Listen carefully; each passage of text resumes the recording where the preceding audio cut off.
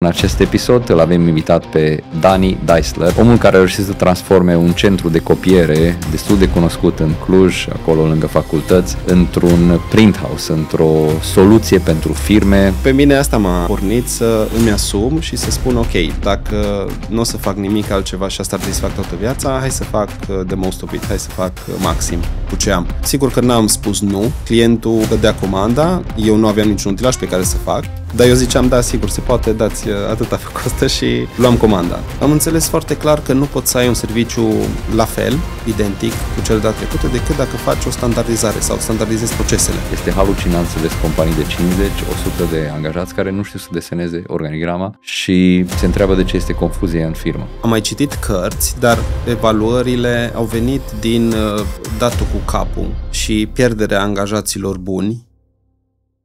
Te salut și spun bine ai revenit la încă un episod la Afaceri pe Bune. În acest episod îl avem invitat pe Dani Deisler de la Deisler Print House din Cluj-Napoca. Un om care în ultimii ani a condus firma, este motorul din spatele acestei companii și omul care a reușit să transforme un centru de copiere destul de cunoscut în Cluj, acolo lângă facultăți, într-un print house, într-o soluție pentru firme și o referință atât în Cluj cât și în România. O să încercăm să vedem ce a făcut, cum a transformat business-ul acesta și a pus un brand care este recunoscut în acest moment la nivel național, care sunt provocările pe care le are un manager cu echipa, cum reușești să menții calitatea atunci când vrei să scalezi, să crești mai mare, pentru că la început ești tu implicat în toate, dar după aceea angajezi oameni, vrei să menții calitatea în așa fel încât clienții să fie fericiți. O să vorbim despre partea de management, despre partea de leadership, despre ce înseamnă să reușești să fii un bun antreprenor, un bun lider. Toate acestea într-un episod plin de sfaturi excelente pentru tine, cel care cauți informații de la firul ierbii. Înainte să trecem la acest invitat, însă vreau să-ți reamintesc că 85% din cei care urmăriți acest podcast nu sunteți încă abonați. Dacă simțiți că sunt sfaturi utile, metoda cea mai simplă și gratuită în același timp prin care să ne ajutați să creștem acest podcast, ca să putem să aducem invitați din ce în ce mai buni, din ce în ce mai valoroși, cu informații din ce în ce mai valoroase pentru voi, abonați-vă. E o metodă prin care ne ajutați pe noi să ajungem la mai multe persoane. Așa că hai să trecem la treabă. Dani, îți spun bine ai venit și mă bucur că ai venit la o discuție așa, între antreprenori și pentru antreprenori. Bine v-am găsit, bine te-am găsit. Pentru început, pentru cei care nu te nu cunosc poate povestea business-ului tău, dă-ne un pic de context. În primul rând, spune-ne domeniul în care activați cu business-ul vostru, care este dimensiunea business-ului, poate cifra de afaceri, număr de angajați, ca să poziționăm în mintea noastră. Și după aceea o să intru în a doua întrebare, care e un pic mai specifică despre perioada în care ați trecut de la un tip de business la alt tip de business. Ajungem imediat acolo. Spune-ne cu ce vă ocupați. Deisler Print House este un brand cunoscut mai mult local în Cluj-Napoca. În domeniul tipăriturilor activăm, serviciilor de personalizare. Cifre de afaceri undeva la aproximativ 2 milioane de euro acum și angajați 36, plus minus 1-2, depinde de situații. Da. Și ne bucurăm foarte mult, personal îmi place foarte mult ce fac și sigur că este o afacere de familie, după cum majoritatea știu. Afacere începută de mama mea în 2003 ca o necesitate, nevoie de a câștiga ceva și de a întreține familia, cu nicio ambiție de a ajunge ce e astăzi, dar era strict un ajutor pentru momentul respectiv. Și natural tatăl meu a intrat în afacere la invitația mamei mele, invitație foarte drăguță, cum se știm în familie că se cheamă unul pe altul în familie. Trecem cu ajută-mă. Da. Și sigur că la început eu eram la liceu, fratele meu Andy tot așa în liceu, erau ei doi cu un centru de copiere și încercau să facă cât de bine ca să o ducem cât de bine posibil. N-am simțit niciodată că nu avem ce pune pe masă, dar a fost un job nu neapărat ușor la început, dar îndeajuns de mult cât să fim ok cu asta. Apoi am terminat liceul Și tot așa invitația foarte frumoasă din partea mamei mele, Dani, haide te rog frumos, ajută-ne la centru de copiere. Eu sigur că tânăr, cu vise și aspirații și colegii mei care mergeau la facultate, vroiam și eu să mă duc la facultate. Deci nu a fost un part-time job așa de vară, de sfârșit de zi, te-ai dus și... Nu. Mai ajutasem în timpul liceului, sigur, mai ajutasem și pe tatăl meu înainte de centru de copiere. Făceam în paralel, tata făcea în paralel și rețelistică. Noi cumpăram internet de la o firmă mai mare și distribuiam servicii de internet și rețea în cartiere. Și pentru instalări, tata mă lua tot timpul cu el după școală. Țin minte că erau colegii care mergeau acasă, poate intrau pe, era Yahoo Messenger, intrau și ăsta era timpul petrecut de relaxare. Eu nu-l aveam în perioada respectivă pentru că mașina mă aștepta în fața școlii și după 20 de minute deja eram pe, mă rog, nu știu dacă se poate zice, pe stâlp, legam, trăgeam cabluri. Dar totul foarte... Da, e practic tu duceai internetul la colegii care stăteau pe Yahoo Messenger. O să revenim un pic la povestea asta și cum ai ajuns de la băiatul care lucra în acest business împreună cu părinții până la a conduce în acest moment business-ul. Sunt curios de o altă perioadă un pic mai recentă în care centrul acesta de Xerox, că așa ziceam noi, că eu țin minte că am făcut liceu în Cluj, facultatea în Cluj și țin minte că voi sunteți într-o zonă aproape de facultăți acolo. Cum s-a întâmplat transformarea dintr-un centru de copiere în brandul care este astăzi? A fost ceva ce v-ați propus? V-a obligat piața? Cum a fost trecerea asta, dacă poți să-mi spui un pic? Păi, trecerea a venit natural, dar dintr-o frustrare a mea, pentru că făcusem deja 2 ani Xerox, vedeam foarte limitat vedeam viitorul meu și la un moment dat mă gândeam, ok, asta o să fac toată viața, nu că ar fi un lucru rău, dar tânăr fiind, repet, cu ambiții, mă gândeam, ok, poate să fie ceva mai mult de atât. Și când am realizat că da, e posibil să fac asta, deși eu îi spusese mamei când m-a chemat că eu nu o să fac asta niciodată în viața mea și nu o să... Și apropo de cuvintele astea pe care le avem în noi, că noi nu o să fac niciodată, să țineți minte că e cel mai probabil că o să faceți și o să ajungeți acolo. Never say never, exact. Da. Așa că pe mine asta m-a pornit să îmi asum și să spun, ok, dacă nu o să fac nimic altceva și asta ar trebui să fac toată viața, hai să fac the most of it, hai să fac maxim cu ce am. Și asta a început simplu prin clienții care veneau, majoritatea erau studenți, sau mai intrau și companii, firme diferite care aveau nevoie de cărți de vizită sau mape de prezentare sau fluturași. Servicii pe care noi nu le ofeream, pentru că nu aveam utilajele necesare. Dar asta o moștenesc probabil de la mama, cu siguranță. Căldura de a vorbi și de a nu spune nu și de a ajuta. Sigur că n-am spus nu. Clientul dădea comanda, eu nu aveam niciun utilaj pe care să fac, dar eu ziceam, da, sigur, se poate, dați atâta costă și luam comanda. După care jumătate din zi cât îmi mai rămânea până ziua următoare să fac comanda, eu trebuia să găsesc soluții, ok, cum fac comanda? Și natural am început să umblu prin centru și să mă duc la centre de copiere care aveau utilajele să le facă. Și sigur făceam comenzile ca un client normal, ca clientul să știe că la noi a venit și să nu-l pierdem, pentru că el avea probabil alte lucruri în derulare, dar nu am vrut să-l pun pe drumuri și să meargă el în alte părți. Așa am început să învăț și cărțile de vizită, cum se fac utilajele, să mai arunc o privire la celelalte business-uri.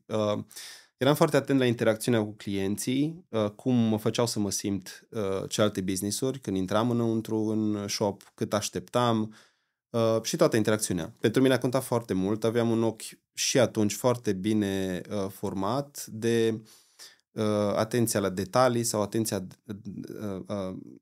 asupra omului, asupra clientului, cum se simte. Mă puneam tot timpul în locul și am și fost eu foarte natural ca să experimentez asta.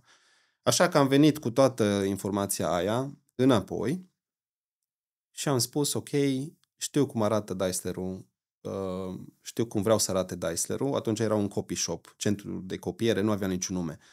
Dar am știut foarte clar că primul pas este să îi fac un nume, să-i dau un nume la care oamenii pot să vină și să îl recunoască ușor. Pentru că majoritatea brandurile deja erau formate în Cluj, în domeniul ăsta și deja lumea știa, mă duc la X, Y și zicea pe nume pentru că acolo se face. Noi nu aveam numele ăla, așa că de aici nevoia de a face numele ăla. Eu pentru că îmi plăcea foarte mult web design-ul, făceam și site-uri atunci, grafică și un pic de programare, am început să tot desenez brandul, dar știi cum e, că niciodată nu e de ajuns. Nu era, trebuia să fie perfect, n-am ajuns în punctul ăla. Când e al nostru, niciodată nu e suficient, da. Și îl schimbam săptămânal, că nu ca așa arată, că nu ca așa. Și când mi-am dat seama că stai un pic, eu nu o să am niciun rezultat în felul ăsta, am sunat un prieten, Benjamin Pop, brand architect, care acum este brand architect. Îl sunasem și am zis, Beni, am nevoie de imagine, am încredere, hai să ne ajuți pe partea asta dacă poți. Evident că Beni nu putea, pentru că Beni avea succes. Dar sigur că vorbind cu el, el chiar atunci a făcuse pentru Panemar. Cei din Cluj știu mai multe despre creșterea lor. Brandul lor este deja destul de cunoscut, chiar și la nivel național. Da. Și Beni lucrase la brandul ăla, sigur că ne plăcea tuturor și am zis, ok, dacă dăm pe mâna lui, avem garanția lucrului bine făcut. Inițial a zis nu se poate, sunt foarte prins și absolut normal. Dar apoi, pe când se închide telefonul, zice, dar totuși spune-mi locația unde sunteți ca și business. Și am zis Universității 11 și zice, nu pot să cred. Acolo, la centru de copiere? Da, dar eu acolo vin tot timpul. Și mă simt tot timpul ca acasă și mă simt tot timpul foarte bine primit și aveți niște servicii incredibile. Asta a schimbat complet. Când a realizat pentru cine, ce face și cine suntem, a zis ok, haideți că ne întâlnim, îmi găsesc un pic de timp să vorbim despre business și hai să începem să facem brandul. Deci numele i l-am dat, am vrut neapărat să fie numele de familie, pentru că eram părinții, cu mine, Anca era deja implicată și... Anca fiind soția. Anca soția. Doar pentru că nu avem o cameră care să filmeze invers și să vedem și pe Anca și atunci să punem în context celor care urmăresc cine este Anca. Și lucrurile au decurs foarte natural. A știut exact ce să facă. Deci cumva numele, am renunțat la un Z, numele de familiei cu SZ, este un nume unguresc austriac. Și pentru clienți, sigur, mai ușor de ținut minte. Deci Daisler simplu și Print House-ul este o casă de tipărituri în formă de sigla este cu un acoperiș, familie. Da, asta era la momentul respectiv și ne-a plăcut foarte mult, evident. După ce am făcut brandul, da, după care am avut utilajele, am început să cumpărăm utilaje, am adus un utilaj second hand din Germania, primul utilaj Konica Minolta. Aici a ajutat foarte mult expertiza tatălui meu în materie de... Tatăl meu este o fire foarte practică și tehnică și înțelege foarte bine orice piesă desface, știe să o repună înapoi și circuite, tehnic, la orice. Eu, pentru că am stat foarte mult timp pe lângă el, am deprins toate lucrurile astea și mi-mi plăcea. Și când mă uitam la o imprimantă, înțelegeam, nu vedeam numai plastic sau un display frumos, înțelegeam foarte clar ce stă în spate, cum funcționează utilajul. Și îmi venea foarte natural. Informațiile astea le absorbeam foarte natural. Așa că am putut să luăm o imprimantă second pentru că puteam să facem serviciul noi și să servisăm noi. Și oricum servisam toate utilajele de Xerox din firmă. Așa că am început cu un Konica Minolta second hand, o ghilotină manuală și am început să facem noi cărțile de vizită, flyerele pe care înainte le tot intermediam. Deci, Dani, practic voi ați făcut schimbare la nivel de imagine prima dată, la nivel de brand și după aceea au venit adaptările în business ca să puteți să fiți un print house. Nu a fost invers. Prima dată business-ul ne-a dus în direcția respectivă și hai să facem și brandul. A fost la voi? Nu, a fost invers. Deja eram în piață de ceva timp, dar eram micuți. Transformarea și brandul, într-adevăr, ne-au pus pe hartă, pentru că toată lumea spunea copy shop sau Xerox-ul de pe universității, dar dintr-o dată am devenit Daisler. Nu mai mergem acolo, că mergem la Daisler. Și asta ne-a ajutat foarte mult. Și sigur că pasul cel mai mare a fost deschiderea punctului de lucru de pe strada Avrameancu 20, chiar peste drum de universității. Un spațiu ce acum are 600 de metri pătrați și pentru că construcția era nouă, am avut ocazia să o pregătim noi pentru tipar și pentru sisteme de aerisire, podea, șapă epoxidică, lucru care până atunci majoritatea aveau gresie sau erau în centrul Clujului, sunt clădirile vechi. Exact. Și era un aer modern, un spațiu cum ar fi trebuit să fie în 2013, cred că am deschis acolo. Și acolo a venit, da. Ziceai de Conica Minolta. Era încă în spațiu vechi? Da. În spațiu vechi. Eu țin minte că am intrat o dată acolo, dar era micuț. Micuț. Dar am folosit fiecare centimetru. Nu zic metru, că n-aveam, centimetru. Fiecare centimetru. Și acolo erau chiar 2 utilaje industriale, unde ai fost acolo în spate, 2 utilaje industriale. Wow. Dar dacă vrei să faci. Găsești soluții. Și eram și cu Cătălin de la Conica Minolta, agentul de vânzări, o relație foarte bună, un om foarte cu simț, pentru că, și vreau să punctez asta, pentru că el m-a încurajat și mi-a dat siguranța că Dani o să meargă. Era o investiție foarte mare și a fost foarte deschis și nu eram sigur, dar nu trebuia să facem 7.000 de treceri, clicuri se numesc, pe lună, să le plătim și dacă nu le făceam, oricum le plăteam. Și nu eram sigur că o să facem, pentru că la început de drum și a venit cu siguranța aia, Dani, stai liniștit, facem și rezolvăm, să fie ok și o să faceți. Nu te mai gândi că nu o să faceți, o să faceți. Și am făcut prima la 12.000, ca niciodată nu mai făcusem. Dar pentru că aveam aparatul, nu știu, și oamenii au venit dintr-o dată, nu știu, oricum nu pot să leg, că nu tot timpul funcționează, nu înseamnă că ții un aparat acum și automat luna viitoare o să explodeze, nu. Dar nu pentru noi așa de fiecare dată, nu? Da, dar pentru noi asta a ajutat foarte mult. Așa că, da, cu Conica Minolta, întrebai. Da, eram curios cum de a încăput acolo în spațiul respectiv și după aceea a trecut dincolo. În acest moment spațiul vechi nu mai este funcțional, nu? Mai este, acolo avem birourile, dar nu mai este funcțional pentru public. Pentru public. Da. Birourile, acolo e tatăl meu cu contabilitatea, partea financiară, și Andy cu asociația. Are birou asociației acolo. Dacă ai introdus elementul acesta, hai să merg pe o întrebare care frământă multe persoane, cred eu, în România, care sunt în business-uri de familie și care era acum pregătit aici să sap un pic. Întrebarea mea numărul 6 este familia. Cum este să lucrezi cu familia? Ce faci ca să eviți probleme? Pentru că eu, personal, nu lucrez cu familia, dar am foarte mulți clienți care sunt în situația asta și până acum n-am întâlnit o firmă în care să fie totul perfect. Bine, în general nu-i totul perfect într-o firmă, dar cu familia, când lucrez cu familia sau cu prieteni foarte apropiați, sunt chestiuni mult mai sensibile. Și eram curios un pic cum am înțeles cum a început business-ul, ce roluri mai are familia în acest moment. Mama ta încă lucrează, tatăl tău încă lucrează în business, am înțeles că da. Anca, soția ta, tu, cum ați împărțit sarcinile? Spune un pic așa în organigramă dacă e clar acest lucru și eventual să ne spui ce simți că a ajutat să nu existe conflicte sau să fie mai puține sau ce v-a ajutat să rezolvați conflictele în momentul în care au apărut. Da, sunt momente și momente, nu e tot timpul foarte ușor să lucrezi cu familia. Am trecut peste foarte multe lucruri, ni le-am spus, le-am procesat și le-am cumva le-am direcționat într-un mod sănătos. Acum, ca și organigramă, întrebai, mama este administrator în continuare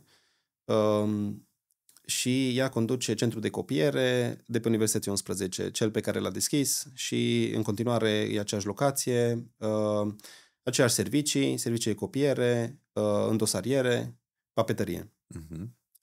Tatăl meu suport tehnic până la un moment dat și apoi parte financiară în ultima perioadă sau ultimii ani buni. Parte financiară, contabilitate și departamentul financiar. Asta ar fi.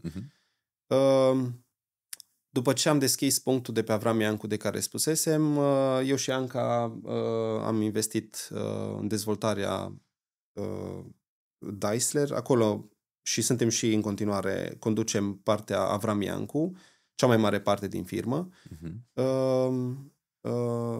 cu toate serviciile pe care le cuprinde și poate ajungem și acolo.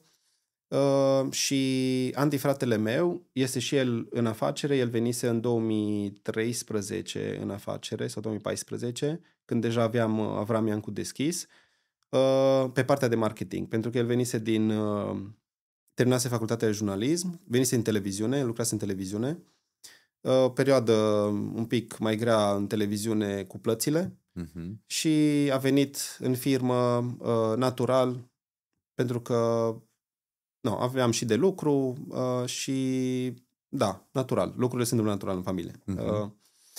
Și pe partea de marketing el a lucrat 2-3 ani la Daisler, după care a deschis asociația care și acum funcționează cu evenimente precum Lights On, Strada Potaisa, Blue Monday, diferite proiecte în folosul comunității, în ajutorul comunității.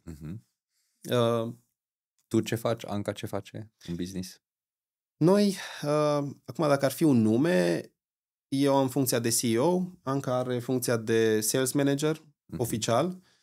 Neoficial, facem orice. Umplem toate golurile de peste Bine tot. ai venit în lumea antreprenatului. Scrie pe cartea vizită CEO și în realitate ești... Da, de toate. Și dacă trebuie să faci curățenie și aia se face, că orice trebuie. Dar, practic tot ce e nevoie. Conducem echipele de management, departamentele și viziunea, ne asigurăm că și misiunea că e îndeplinită și asta e tot ce pe scurt. Pe larg e foarte complicat și foarte greu și foarte obositor de foarte multe ori. Dar așa, în felul ăsta suntem împărțiți. Avem 2 spații, Universității 11 și Avram Iancu 20. Avram Iancu 20, acolo se întâmplă toate lucrurile de producție publicitară și servicii ce Daisler le oferă în ziua de azi.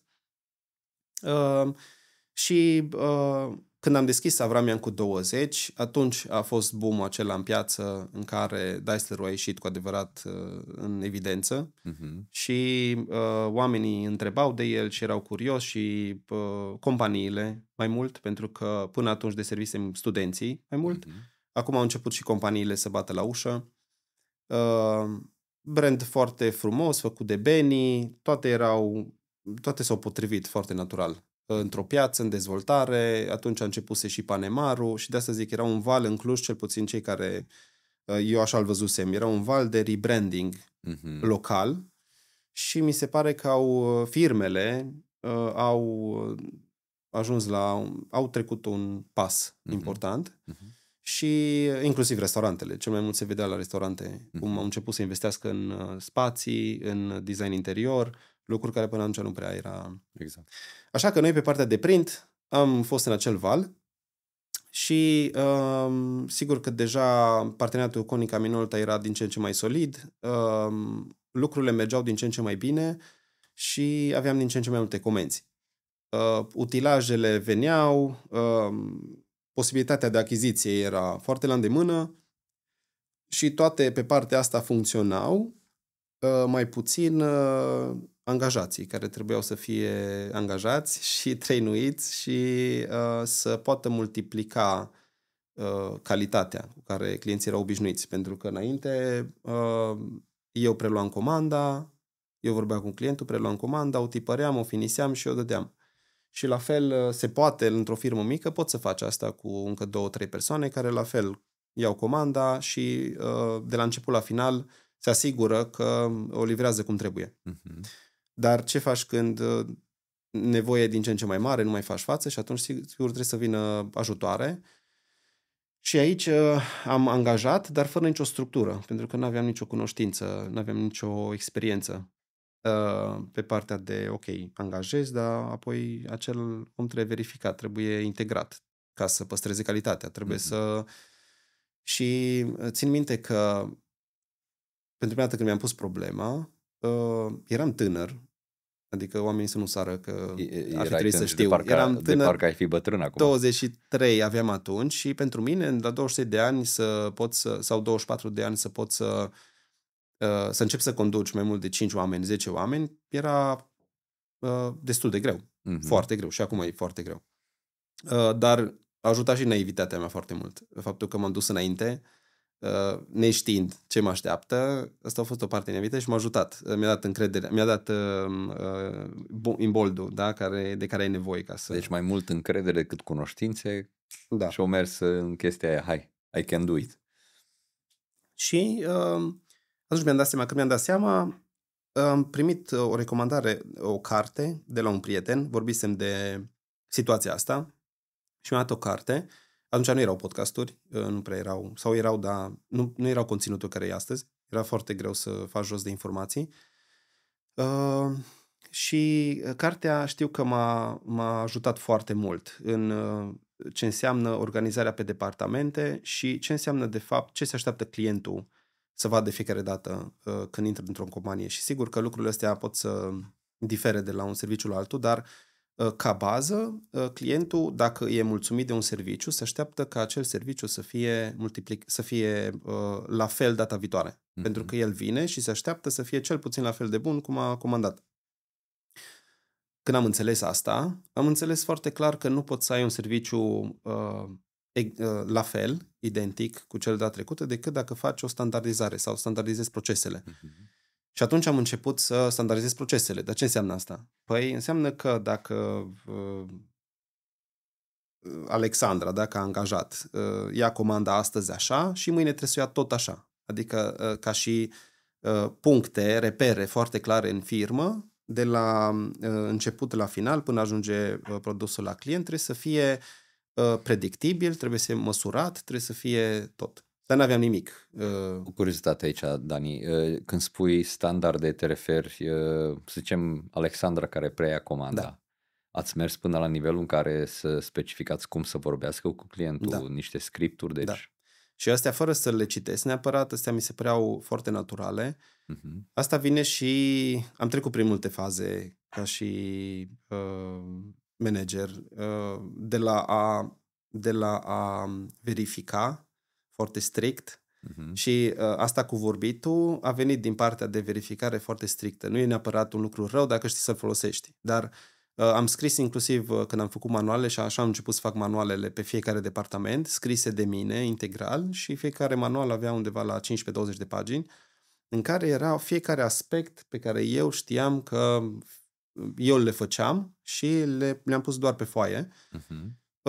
Inclusiv de la bună ziua. Cum saluți omul în vârstă, cum saluți tânărul. Asta era ce ținea de brand. Ce vroiam să cresc ca și brand și să fiu recunoscut. Uite, asta așa se face la Daisler și de fiecare dată e la fel. Și am fost atent pe partea asta. Apoi, ce facem când clientul ne întreabă X, Y, Z?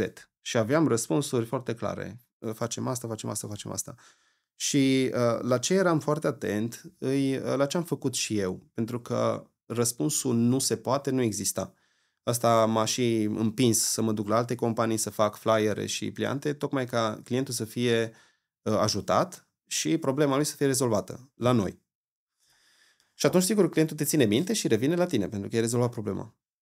În firmă am ținut neapărat ca dacă e ceva ce nu putem face, răspunsul nu este niciodată nu, răspunsul este uitați, asta în momentul de față nu se poate face, dar. Sau dacă există nu, există dar. Uitați ce putem face. Putem să vă recomandăm asta sau asta. Tot timpul există. Și în cel mai rău caz, dacă chiar nu, este un serviciu care chiar nu ține de noi, nu știu, sudură sau orice altceva, vrea clientul, nu știu, orice, salată, atunci sigur că recomandăm furnizorul de salate sau furnizorul de suduri. Nu e nicio problemă și chiar dacă pe alocuri este concurență. N-am avut nicio problemă să recomand concurența la momentul respectiv, pentru că acum suntem prieteni și îmi place să văd ca și prieteni în aceeași industrie. Dar asta vine cu ani și ani de stomac întors și atitudini nepotrivite. Și aici pandemia a ajutat foarte mult la trecerea asta. Dar să revin, așa am făcut manualele, procedurile și evaluările. Pentru că toate erau puse, odată ce faci procedurile, evident că trebuie să vină și evaluarea, ca să te asiguri că ele sunt respectate. Fără asta nu funcționează nimic. Evaluările cuprindeau inclusiv, țin minte că teoria era o parte mică, cea mai mare parte era caracterul și cum ești tu ca persoană în companie și trebuia să bifezi.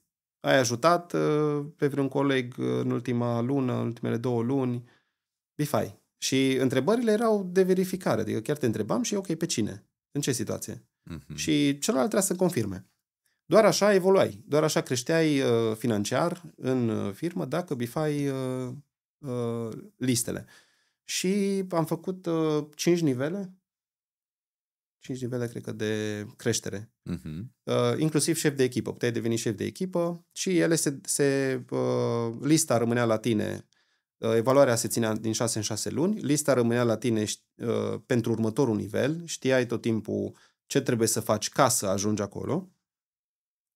Și așa am evitat întrebările frustrante că, da, eu ce fac aici, da, cum pot să cresc, da, când să mă aștept la ceva. Practic avea un plan de carieră.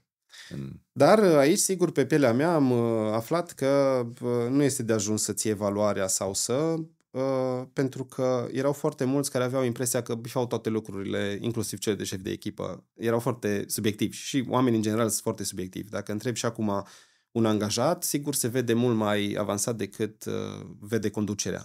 Și când am înțeles lucrul ăsta, am înțeles că era nevoie de comunicare eficientă în timpul celor 6 luni. Niciodată în ultima zi de când se ținea evaluarea.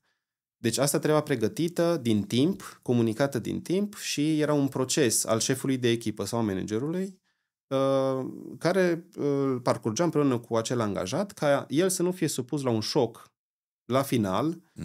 Dar eu am crezut că le bifez, eu am crezut că fac lucrurile astea. Deci, și apoi practic, să-i explice că, păi, uite, că nu le-ai făcut, că asta înseamnă, de fapt.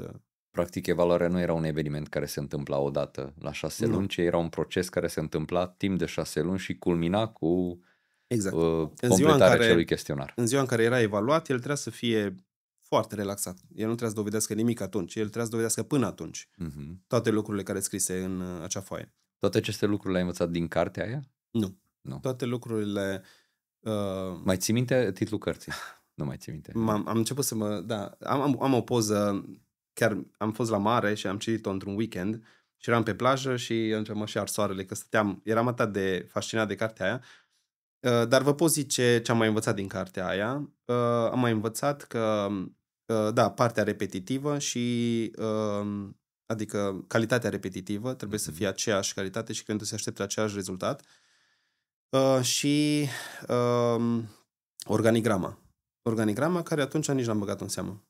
Mi se părea că e ok, dar nu prea contează, suntem familie, suntem foarte fericiți, toată lumea e fericită și nu o se întâmplă niciodată nimic rău. Și sigur că nu s-a întâmplat nimic rău, dar organigrama chiar contează. Pentru că lucrurile trebuie să fie foarte clar delimitate, foarte clar, toată lumea trebuie să știe foarte clar rolul și încotro merge și ce face cu rolul lui. Și nu am dat deloc importanță la asta. Aici mă refer și la familie, la familia extinsă, pentru că sigur că părinții, mama, tata, din dorința de a ajuta, interveneau. Și aici exemple foarte banale. Porneam aerul condiționat la noi, banale zic. Porneam aerul condiționat în spațiul nostru, venea mama, păi foarte rece, ce așa rece, închideți.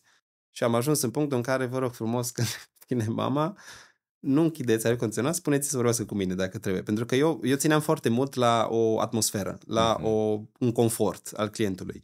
Și sigur, mama venea cu părerea ei, sau tata venea cu părerea lui. Nu era nimic rău. E rău în momentul în care tu spui ceva și vine altcineva și spune altceva. Și atunci, pentru că lucrurile nu sunt foarte clar delimitate, oamenii nu știu de cine să asculte. Și sigur că asta o vedem peste tot, inclusiv în departamente sau și acum angajații, pentru că poate că nu au fost sau nu se simt ascultați sau auziți de șeful de echipă, tind să sară peste data viitoare. Dacă primesc un răspuns nepotrivit de la șeful de echipă, nu sunt de acord cu el sau, ei tind să caute altă persoană care să fie de acord. Și mă găsesc pe mine și uite, Dani, tu ce părere ai? Că ceea ce e foarte sănătos, așa, dar e foarte nesănătos dacă șeful de echipă nu știe despre faptul că tu vorbești cu mine. Și sigur că a trebuit să învăț că lucrurile trebuie să meargă pe linie și de respect și de autoritate, pentru că nu poți să sari pași și dacă șeful de echipă ți-a zis ce ți-a zis, trebuie să respecti. Dacă ți se pare că nu, atunci trebuie să-i spui lui și el vine la mine și îmi spune haide să avem o discuție în 3 în care hai să fiu eu a 3-a persoană obiectivă și să vă spuneți voi doi părerile ca să pot să mediez, sigur. Și sigur că și în familie tot așa îi, nu? Și am explicat asta și sigur mama cu tata au început să facă progrese incredibile, dar la început era că noi n-avem ce căuta acolo la tine, că am înțeles că noi n-avem ce căuta acolo, dar nu era vorba despre asta, era vorba despre a nu veni cu alte lucruri fără ca eu să știu și ar părea ca un control, dar nu era un control, era dacă eu am spus ceva, nu se poate veni ziua următoare la același angajat să îi se spună altceva și de asta trebuie să meargă pe linie, neapărat, pe linia de autoritate. Adică dacă de la mine a venit și ai o problemă, spune mie și eu să vorbesc mai departe. Da. Provocarea este că atunci, și de asta și întrebam de familie, pentru că atunci când lucrăm cu familia, la discuții de genul acesta care par banale până la urmei, adică stai să ascundem telecomanda de la aer condiționat să nu schimbe mama, să nu oprească mama, toate aceste lucruri, când ele sunt discutate în familie, au o încărcătură emoțională pentru că sunt în spate relații, uneori traume legate de relațiile respective și este foarte greu să ne detașăm de la o chestie atât de banală de genul eu așa vreau să fie temperatura, până la părerea de noi nu avem ce căuta acolo pentru că tu vrei lucrurile într-un fel. Și luăm foarte personal toate aceste lucruri. Interesant. Și apropo de organigram, am un eveniment la care unul dintre exerciții este să deseneze organigrama companiei și este halucinant că e un eveniment la care nu poți să participi dacă nu ai minim 7 angajați. Este halucinant să vezi companii de 50, 100 de angajați care nu știu să deseneze organigrama și se întreabă de ce este confuzie în firmă, cine la cine se raportează și așa mai departe. Interesant. Dacă o să-ți amintești într-o zi care e cartea aia, să-mi zici că sunt curios. Da. Mai am o curiozitate, cum ai învățat restul lucrurilor? Ok, acolo ai prins niște idei, dar toată treaba de proceduri, standardizare, monitorizare, indicatori de performanță, că așa se numesc în termeni tehnici, evaluare, toate aceste lucruri le-ai învățat, că mă gândesc că nu ți-au venit inspirație noaptea. Cum a fost procesul acesta pentru tine ca antreprenor, ca CEO de fapt, în procesul de învățare? De unde le-ai învățat? Nu vreau să par mândru. Nu țin minte să fi... Am mai citit cărți, dar evaluările au venit din datul cu capul și pierderea angajaților buni, din durere, practic, pentru că așa a trebuit să învăț să vorbesc cu angajații, așa trebuie să învăț să respect. Toată lumea e foarte bine intenționată, dar uităm că toată lumea are și viața privată, are viața individuală, care nu ține numai de companie, nu ține numai de... Și viața angajaților nu e viața companiei și nu trebuie privit așa. Adică nu e cel mai important lucru pentru ei în viață. Până să învăț să delimitez foarte clar asta, am dat cu capul și evaluările și toate lucrurile scrise în manuale au pornit de acolo, au curs de acolo, pentru că erau interacțiunile eșuate, erau lecțiile pe care le-am învățat fiind acolo dimineața până seara. Și apropo, am lucrat și lucrăm și acum, dar țin minte că pentru noi era normă 16 ore pe zi la firmă. Noi nu vedeam altfel. Vedeam prietenii din jurul nostru sau chiar familia care ne zicea, familia din partea soției sau prieteni apropiați care spuneau că nu-i sănătos, că lucrați prea mult. Și înțeleg. Și înțeleg că ne doreau binele și înțeleg și respect asta. Dar noi nu vedeam asta. Plus că începea să ne placă ce facem și deja nu mai îți dai seama. În momentul în care încep să-ți placă, amândoi eram acolo. Poate că era dificil dacă Anca nu lucra cu mine. Sigur că era cel mai dificil. Dar așa, lucrând împreună, mergeam dimineața, veneam seara, aceeași viață o împărțeam și a venit foarte natural dedicarea și orele în firmă. Inclusiv angajații. Angajații la început nu era 8 ore, sigur că prin lege sunt 8 ore, dar și angajații erau la ore suplimentare, fără să vedem acum în ziua de azi, foarte dificil să îi ții peste 8 ore și 8 ore e foarte dificil să fie la job, dar atunci era ceva normal. Așa am început și așa am avut și timpul de creștere, atunci a fost o creștere foarte mare și pentru că stăteam foarte mult timp, așa că experiența acumulată în timpul ăla petrecut m-a ajutat foarte mult să creionez și să înțeleg și pe angajați. Și am un simț și empatic, poate dezvoltat, și asta sigur l-am dezvoltat și în interacțiunea cu oamenii, pentru că a trebuit, nu pentru că mi l-am dorit, că eu ca persoană sunt o persoană foarte închisă, foarte închisă. Acum nu mai sunt așa, dar eram închisă, practică și tehnică. Mai mult semăn cu tata decât cu mama. Mama o persoană foarte caldă, foarte sociabilă, Andy seamănă cu mama și sunt lucruri pe care a trebuit să le învăț și le-am învățat cu greu, dar de acolo au venit toate așteptările din ședințe, din interacțiuni 1 la 1, din certuri, foarte multe certuri cu angajații în care eu nu înțelegeam partea lor și după ce au plecat am înțeles partea lor, după 1 an, după 2 ani. Și atunci mă gândeam, uite, lucrurile astea puteam să le fac diferit și automat mi le-am notat. Și în decursul anilor mi-am tot notat lucruri din interacțiuni, mi le-am scris, care m-au ajutat, sigur, să corectez atitudinea și să creștem. Pentru că, sigur, ajungi într-un punct în care clar trebuie să schimbi atitudinea, altfel nu poți să crești. Oamenii nu stau lângă tine, evident. Adică și e clar că singur nu poți să faci. Singur nu puteam să fac unde am ajuns azi, sau singuri cu soția mea, Anca, nu puteam să ajungem unde am ajuns azi. A fost familia aproape ca suport, dar oamenii care au lucrat și care lucrează în continuare, echipa, care e și astăzi foarte dedicată. Uitându-mă din afară, ce văd eu, zi-mi dacă greșesc și nu citesc bine filmul, tu ai făcut 2 lucruri foarte bine. Ai știut să asculți clienții și ai știut să asculți angajații la un moment dat. Da. Și ai ascultat și ai început să faci ce au cerut clienții, să faci ceea ce au cerut angajații ca să rezolvi problemele care existau în business. Da. Și asta te-a ajutat în dezvoltare. Foarte interesant. Și asta facem și astăzi. Avem ședințe săptămânale în care, pur și simplu, singura întrebare e ce probleme am avut în săptămâna, dacă am avut probleme, sau ce vedem că putem schimba pentru săptămâna viitoare. Și sunt săptămâni în care nimeni nu spune nimic și ok, o zi bună în continuare, spor la treabă. Sau sunt ședințe care pot ține și 2 ore, pentru că atunci am dat peste o problemă foarte mare, recunoscută de toți șefii de echipă. Deci avem ședințe cu șefii de echipă, sunt 6 departamente, în care pur și simplu întrebarea este ce putem îmbunătăți și cu ce putem fi de ajutor unii altora în echipele lor. Și ei se mai întreabă, uite, tu cum ai făcut asta? Tu cum ai făcut asta aici? Pe mine nu mă ascultă oamenii, oare de ce? Și expunem problema și discutăm despre ea.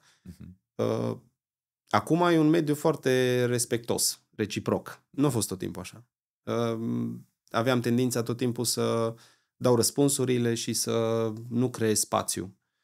Și asta sigur s-a văzut în rezultate. A trebuit să învăț să creez spațiu, a trebuit să învăț să dau șansa oamenilor să se dezvolte. Cum altfel, dacă nu creezi spațiu, oamenii s-ar putea dezvolta. Pentru că am uitat că eu am avut tot spațiul din lume ca să dezvolt și să greșesc. Mm-hmm. Și da, trebuie să dai spațiu ca oamenii să greșească și să nu se simtă judecați. Asta e foarte, foarte valabil. Și când am învățat să fac asta, lucrurile au luat o direcție foarte sănătoasă, în care oamenii s-au deschis și au învățat mai mult decât aș fi putut să-i duci la școli sau la oriunde. Tocmai pentru că au siguranța comunității, siguranța și se simt în siguranță față de oamenii cu care împărtășesc problemele. Exact.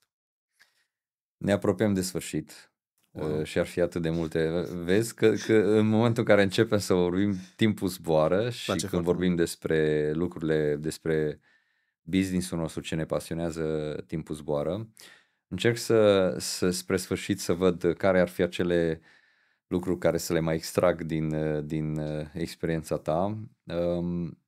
Așa pe parcursul acesta pe care l-ai avut în poziția de manager, pentru că este clar că ești foarte, foarte mult pe poziția asta de a conduce business-ul. Nu ești un antreprenor care a început business-ul și nu ești implicat în operațional. Ești mult implicat în operațional și despre asta este acest podcast, despre antreprenorii care pe bune fac lucrurile acolo la firul ierbii. Dacă ar fi să te uiți așa la tine din exterior, care ar fi acea abilitate care crezi că te-a ajutat de departe cel mai mult în traiectoria asta de a deveni un manager mai bun? Cred că abilitatea de a asculta, după cum ai menționat-o. Pentru că în poziția de conducere, tu ai impresia că de la tine trebuie să curgă toate răspunsurile. Sigur că nu e cazul. Dacă vrei să ai o echipă puternică lângă tine, tu trebuie să oferi numai contextul. Niciodată răspunsurile. Răspunsurile trebuie să vină din oameni formați sau oameni care se formează în acel context sănătos. Și asta am învățat-o mai târziu și cred că facem pași frumoși și sănătoși acum, în echipa în care suntem și pe care o formăm. Drept dovadă, oameni care înainte, și apropo, industria de tipar sau servicii de tipărire, școală nu există în România. A existat la un moment dat, nu mai există. Și atunci vin niște tineri care nu știu ce vor de la viață, sau unii știu, dar niciodată tiparul sau Daisler nu a fost văzut ca și o firmă, ok, mă stabilesc aici și îmi formez o carieră aici. Au venit cu atitudinea de fast food, adică vin o lună, văd după aia dacă mă mut în altă parte și cu atitudinea sănătoasă, mediul sănătos, oamenii încep să rămână. Pentru că și să se schimbe atitudinea asta. Și absolut, nu e nimica de vină, pentru că fiecare are viața lui și fiecare are traiectoria lui și am avut la un moment dat te enerva, nu? Că plecau. Mă enervam, evident, că pentru mine era uite cum îți iei, uite cum îți, în ziua de azi nu mai. Până când am văzut o postare cu atitudinea asta era văzută în fiecare generație, începând din 1900. Știu că erau niște ziare scrise și erau aceleași cuvinte. În ziua de azi nu mai găsim oameni care să rămână în business și să... Și asta m-a liniștit și a zis ok, bine, deci... Pentru că nu oamenii îți devină, evident, îs cei care conduc compania. Dacă vrei să ai oamenii care să rămână, sigur că rămân pentru contextul ăla, rămân pentru beneficiile pe care ei le văd în contextul ăla. Sunt situații izolate, sigur, în care 1-2 pot să fie problema ca oameni, dar e tot responsabilitatea ta să... Tu ai recrutat. Exact, tu ai recrutat și să fii atent să cureți. Vorbind cu ei, schimbându-se sau, în cel mai rău caz, separând drumurile. Cred că ăsta este un sfat excelent și mă bucur că ai punctat, pentru că deseori, în special în ultimii ani, aud această plângere din partea antreprenorilor. Nu găsim oameni, n-ai cu cine, tinerii nu mai vor să muncească, nu mai... Tot felul de plângeri de genul acesta și eu tot timpul le spun, măi, fiecare avem oamenii pe care îi merităm. Dacă nu simți că oamenii care sunt în business-ul tău nu sunt la nivelul care ar trebui să fie, gândește-te ce trebuie să schimbi la tine ca lider, la mediul de lucru. Cum devii firma care e un magnet pentru oameni și, cum spuneai, nu trec ca prin fast food, rămân, pentru că e o cultură faină, pentru că sunteți corecți, există respect, pentru că sunteți oameni faini. Până la urmă noi petrecem câte ore pe zi la muncă, știi? Da. Și dacă nu-ți place... Foarte fain. În încheiere, dacă ai vrea să... Imaginează-ți următoarea situație. Dani, ai trecut prin viață, ai avut succes în familie, în business, ai 100 de ani și ți se ia un interviu.